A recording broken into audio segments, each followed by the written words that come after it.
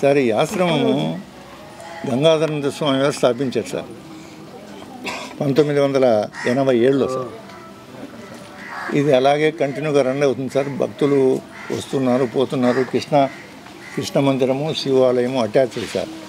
ఈ వెనకల హాలు ఏదైనా వర్షాకాలంలో భోజనాలు పెట్టుకోగానే అన్నదానానికి కానీ భజనలకు కానీ ఇవన్నీ చేసుకుంటుంటాం సార్. ఇక్కడ మేము అంటే ఈ భక్తులం అందరము ఈ ఆశ్రమాన్ని సార్ ఇప్పుడు కృష్ణ గీతాశ్రమం పొద్దుటూరు వారు సార్.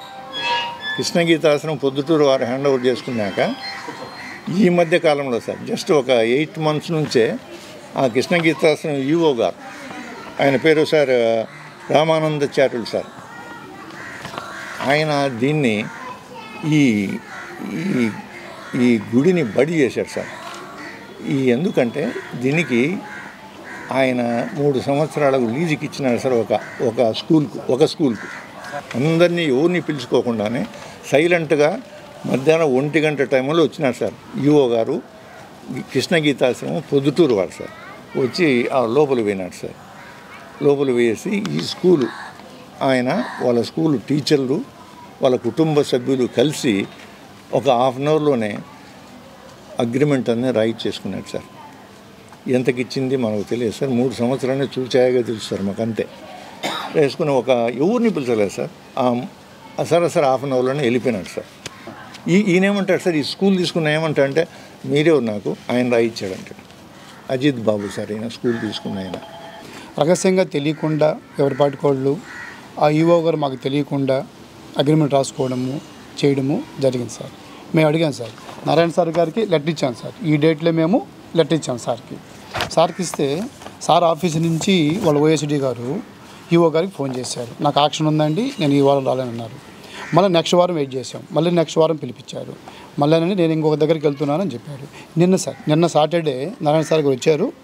మళ్ళీ పిలిపిస్తే నాకు హెల్త్ బాగాలేదండి, నేను హాస్పిటల్లో ఉన్నాను, నేను ఇప్పుడు రాలేనండి, ఈ వారం వస్తానని చెప్పాను సార్. ఇది మొత్తం సార్ వాళ్ళకై వాళ్ళు డ్రామాలు వేసుకుంటూ వాళ్ళకై వాళ్ళు ఏం చేశారు సార్. లోపల ఉన్న సార్ మేము భక్తులు ఇచ్చిన వస్తువులు కూడా సార్ మామూలుగా భోజనాలు పెట్టుకునేదానికి కొన్ని వస్తువులు కూడా ఇచ్చాను సార్. అవి కూడా మాకు తెలియకుండా ఆక్షన్ చేసేసుకొని అమ్మేసుకున్నారు మామూలుగా. ఇక్కడ చిమ్మేవం కానీ వాళ్ళు కానీ లోపల ఏం జరుగుతుందనేది ఎవరు లేకుండా ఇక్కడ ఆ వస్తువులన్నీ వాళ్ళే ఏలంపాటు పెట్టుకొని వాళ్ళే పాడుకొని తక్కువ అమౌంట్కి ఇక్కడే పాడుకొని ఎక్కువ అమౌంట్కి బజార్కి ఎత్తుకుపోయేసి వాళ్ళే అమ్ముకున్నారు సార్. మామూలుగా మేము అడిగేది ఒకటే సార్, ఇక్కడ ఉండే భక్తులకి ఇబ్బంది లేకుండా, స్కూల్ లేకుండా భక్తులకు కావాల్సిన బిల్డింగు, గుడికి సంబంధించింది బిల్డింగు గుడికే ఉంచాలి. మేము 30 సంవత్సరాల నుంచి ఇక్కడే ఉంటున్నాం సత్యనారాయణపురంలో. ఈ భరద్వాజ ఆశ్రమం వచ్చి మేము చాలా సంవత్సరాల నుంచి చూస్తున్నాము. ఇంతకుముందు ఇక్కడ ప్రహరీ ఒకటి ఉండేది. ఈ కార్తీక మాసాల్లో వచ్చి దీపాలు అవి పెట్టుకొని భోజనాలు చేసుకొని వెళ్ళేవాళ్ళము. తర్వాత ఇప్పుడు స్వామీజీ చనిపోయిన తర్వాత మేమందరం భక్తులందరూ కూడుకొని ఇక్కడ ప్రతి సంవత్సరం బాగా బ్రహ్మాండంగా చేసుకుంటున్నాం.